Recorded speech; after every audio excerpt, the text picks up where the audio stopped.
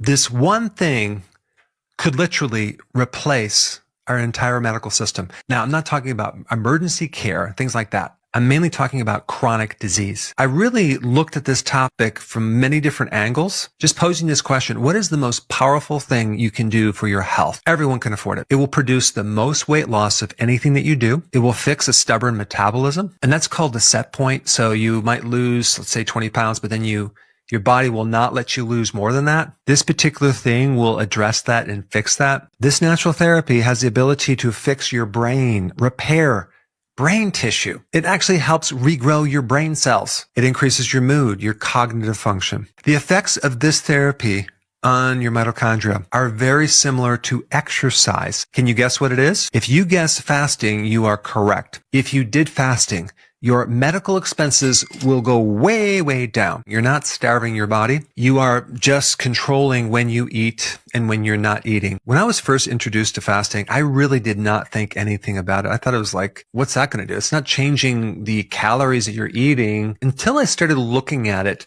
especially from our history of how humans have developed, because the root problem of over 80% of all diseases is insulin resistance. So all you really need to know at this point is that too much insulin creates a lot of problems for your body. So fasting fixes that problem. So you have genes right now in your body to fix almost everything. Okay. But the question is, how do you turn on those genes to fix things? Well, there's certain triggers. Things that you can control: your lifestyle, food, not eating. It's the absence of eating that triggers a lot of these survival genes. So in this process of not eating, your body converts over into burning fat and ketones. So there's going to be a point where your body is now adapted to burning ketones. And that takes sometimes like 3 days. Now, another question I get a lot is, how should someone fast if they're a woman versus a man?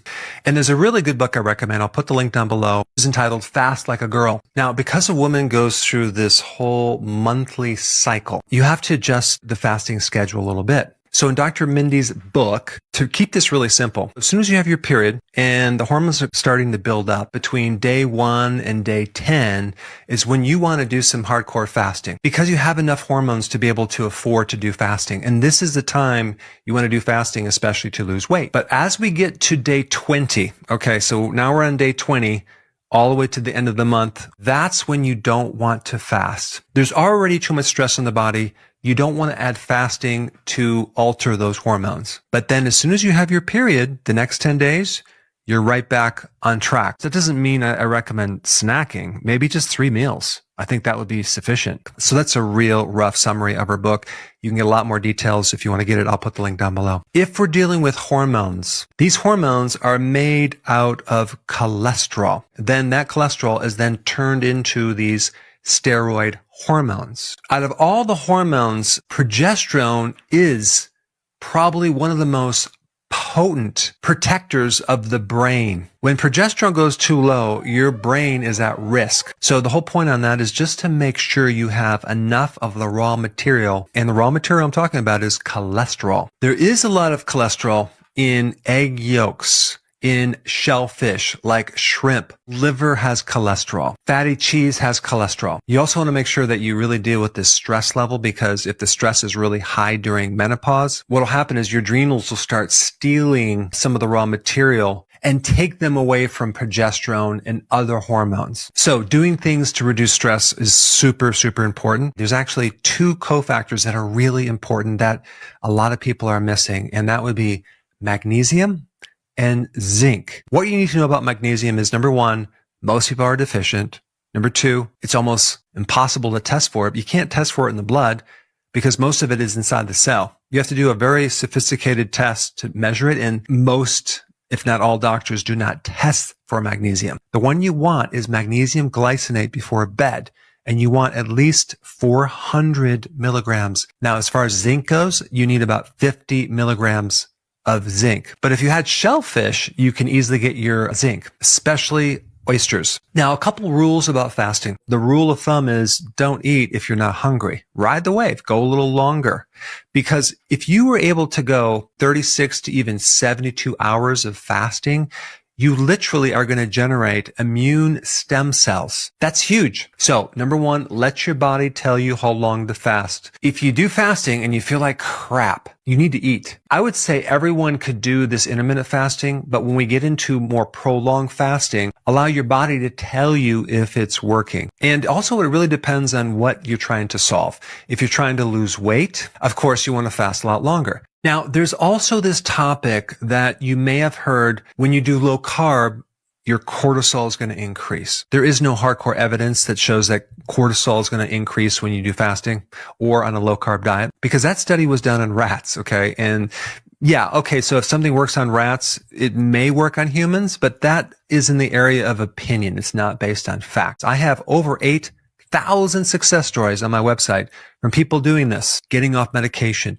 to losing a ton of weight, to sleeping better, to getting rid of inflammation. So how do you explain all that? Also, I've talked to a lot of people who have done low carb and intermittent fasting for many years. I don't know of anyone who told me all of a sudden they started getting stressed out or they're having stress problems at all. Also, when you do fasting, you're making your cells more sensitive to insulin, and that alone is going to offset the raising of cortisol, because insulin now is working. It's more efficient. So there's two types of fasting I want to talk about. You have water fasting, so you're not eating food. Then you have something called a dry fast, where you're not eating any food and you're not drinking any water. Now, I looked into the dehydration genes. So when you dehydrate yourself, okay, to a certain degree, you have a series of genes that kick in or are expressed. And I started looking at those genes, and a lot of the functions have to do with hydration and keeping your body hydrated and not letting too much fluid go out. But one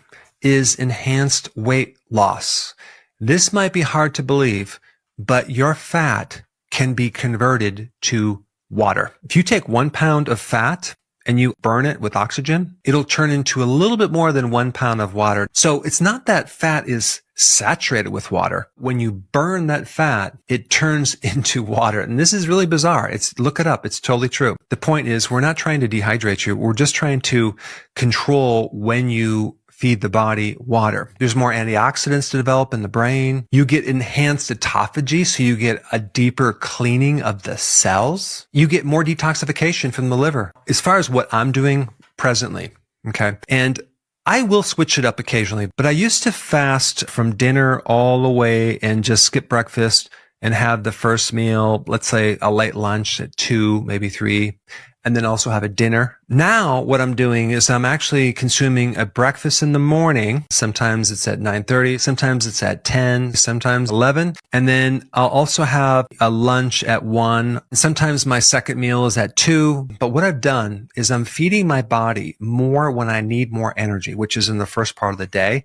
versus later at night. I don't need all that energy. I don't want to go to bed with a big meal on my stomach. Now, if you do fasting and you notice your hair is falling out or you're losing your cycle, then you need to look at what you're eating more closely. Chances are you're not getting enough protein. And I'm talking about the highest quality protein that you can get, and that would be grass-fed red meat. I would start to beef up that, no pun intended, to the point where your body can get those amino acids. And plus, with the red meat comes all the B vitamins, the trace minerals, everything you need for hair growth. If you're not getting enough sea salt when you're doing fasting, you're not going to be able to sleep as well. So don't forget about that. Most people need about a level teaspoon of sea salt every single day. Sleep is really, really important too. If you don't feel like you're getting enough sleep, you're going to be hungrier. And for some people that just can't sleep when they're doing fasting, at that point, I do recommend taking melatonin. Maybe you work up to 5 milligrams and then eventually up to 10 milligrams.